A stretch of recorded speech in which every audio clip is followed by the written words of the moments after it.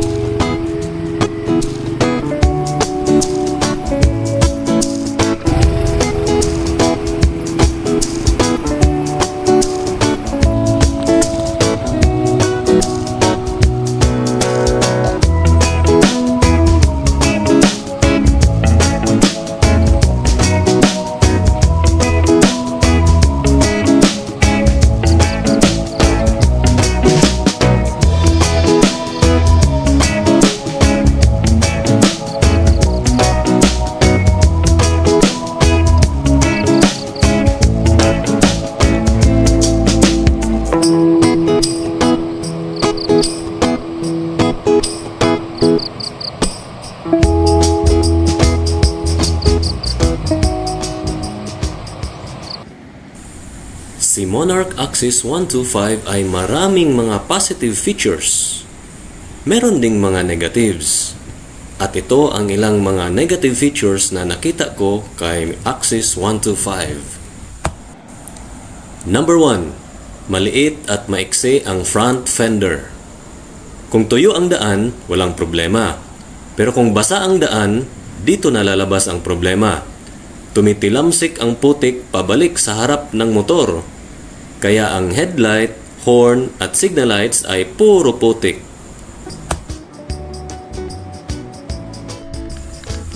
Ito naman yung time na sumali ako sa isang endurance ride. Makikita dito na tumitilamsik pabalik ang tubig na may halong putik at diretso ito sa headlight. Kaya sa gabi, nababawasan ang sinag ng headlight.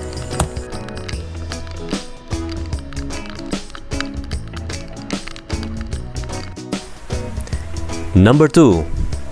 Maliit at maiksi ang rear fender. Ang design ng rear fender mula sa taillight ay kumikipot papunta sa plate light. Dito dumadaan ang tilamsik ng putik galing sa gulong.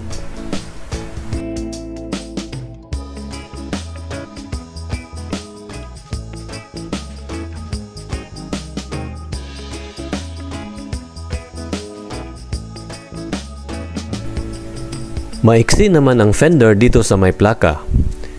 Ang tilamsik ng putik ay aabot hanggang malapit dito sa rear carrier, kaya madaling higupin ng hangin papunta sa karga o bagahe. Kung mahaba lang ang rear fender, maiiwasan sana ang dami ng talsik ng putik. Ano kaya ang solusyon dito, mga sir? Number 3. Walang stopper sa gas tank inlet port. Ito ang inlet port ng Mio Gear. Ito naman sa ADV 160. Yang bar sa gitna ay ang stopper sa gas pump nozzle. Ang fuel level sensor ng Axis 125 ay nakalagay diretso sa ibaba ng fuel filler inlet. Dito sa inlet na ito pinapasok ang gas pump nozzle. Kaya delikado na matamaan ng nozzle ang fuel level sensor dahil baka masira o hindi na magiging accurate ang fuel gauge. Sa tuwing magpapagas ako, sinasabihan ko na lang ang gasman na iwasang masagi ng nozzle ang sensor sa ilalim.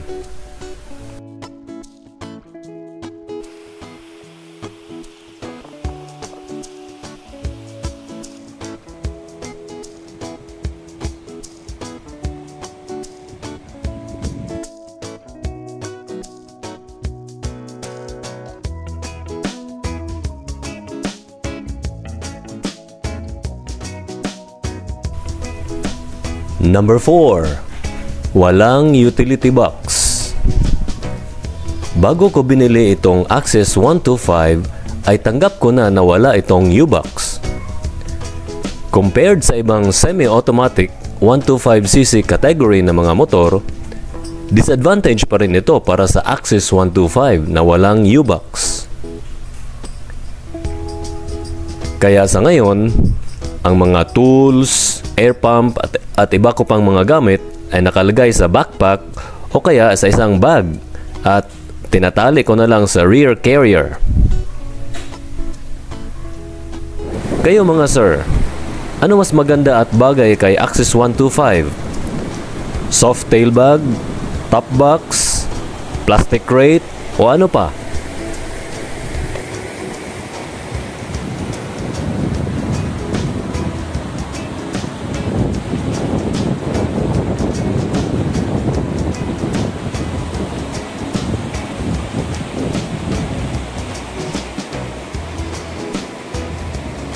Number 5 na negative sa Axis 125.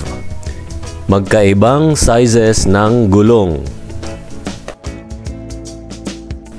Sa city driving, hindi ito problema. Disadvantage ito sa trail rides at long rides. Bakit? Dalawang sizes din ng inner tube ang baon ko. Additional space at additional weight. Minor negative lang naman ito, pero negative pa rin. Number 6. Mabigat ang Axis 125.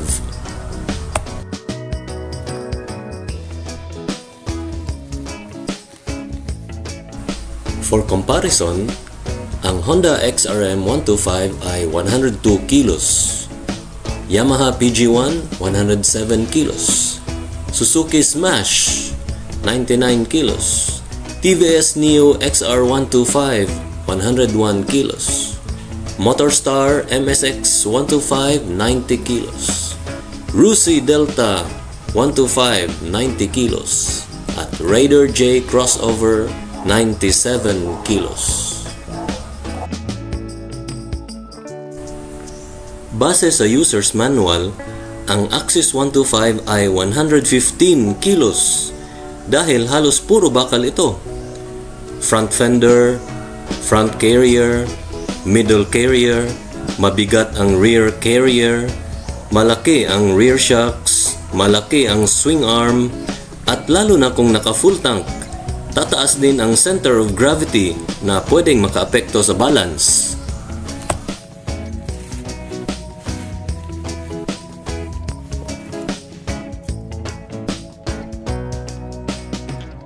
Number 7. Location ng air intake.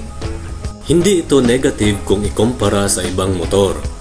Negative ito para sa design ng Axis 125. Mataas ang tambutsyo ng Axis 125, pero mas bababa naman ang air intake nito.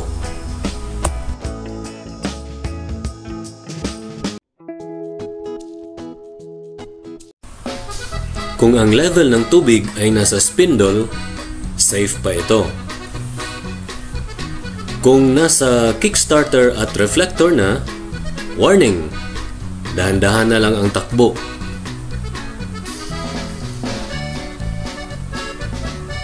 Kung aabot na sa rubber boots, delikado na dahil baka yung talsik ng tubig hihigupin na sa intake. Ito namang hose na ito ay galing sa karburador. Ano ba ito? Breather ng karburador? Siguro kung lulusong sa tubig, i-check lang na hindi ito nakalaylay at baka hihigop ito ng tubig papasok sa karburador.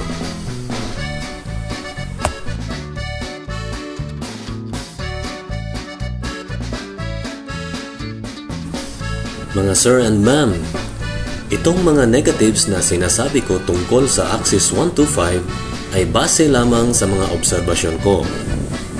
Maaaring hindi ito negative o hindi ito problema para sa inyo. Kung meron man kayong nakikitang iba pang mga negatives, pakishare naman sa comment section. At pakishare din kung ano ang inyong mga solusyon para sa mga negatives na ito. So, yun lang muna mga sir and ma'am. Maraming salamat sa panonood.